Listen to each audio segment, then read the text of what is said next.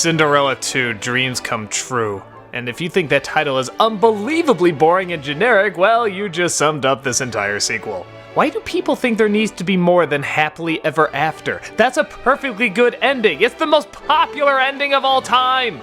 But no, this thrilling fairy tale needs to continue with the fairy godmother now living in the palace for some reason. I guess she wasn't happy just living as a pile of sparkling dust, however that works. But instead, she likes to read to her mice friends. But oh no, they want to do something nice for Cinderella.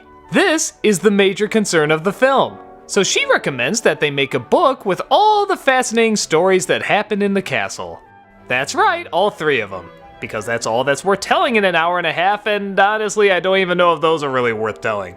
Yep, it's another one of those anthology stories where they just throw 3 separate stories together, don't really connect them that well, and, well, everybody suffers for it. The first story is about Cinderella learning how to be a princess. She has to learn how to dance right, and dress right, and turn away commoners, and cook boring food. It's hard. But it's okay, some R&B pop songs help her out. Bibbidi Bobbidi Boo, So This Is Love, all these classic songs. Hell with that shit that nobody will ever remember. Now we have pop songs, sung by pop singers whose nobody's names they remember, even if they sneeze it by accident. You want a real good laugh? Fast forward to the credits and hear their R&B version of Bibbidi Bobbidi Boo. I'm not even kidding. It's pretty hilarious. But that's just one of the 3 boring-ass stories. Jacques is apparently tired of being a mouse, so the fairy godmother turns him into a human. But being a human is really hard, and you can guess where his bullshit goes from there.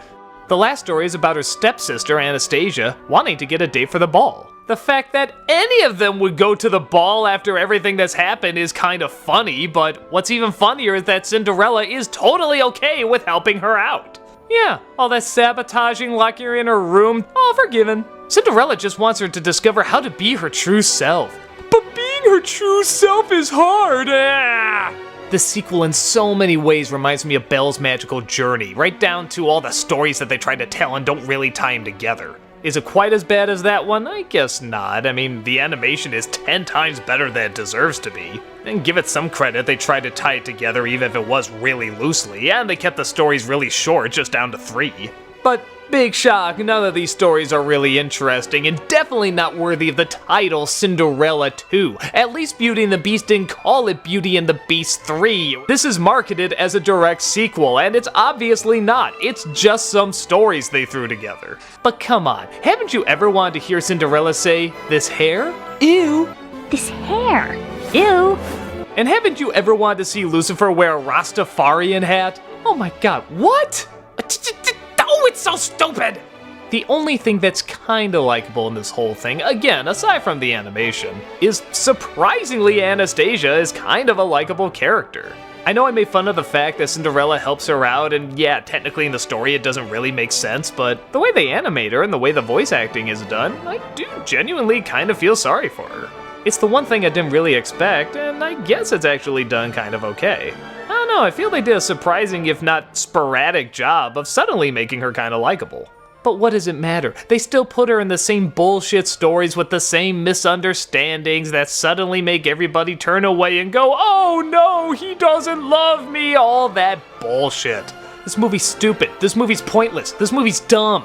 I enjoy the animation, but that kind of makes me hate it even more. This animation could have gone to something so much better. I feel like it's just wasted. Everything is wasted, except the opportunity, because there is no opportunity, so you can't even call it a wasted opportunity. I guess if you have like a little kid and they just want to see Cinderella in a palace, try on dresses, spin around, all that nonsense, it's fine. I mean, there's nothing really ethically wrong for them or anything. But if you want to show them a fairy tale that's gonna enchant and delight, this shoe is definitely on the wrong friggin' foot. Ew.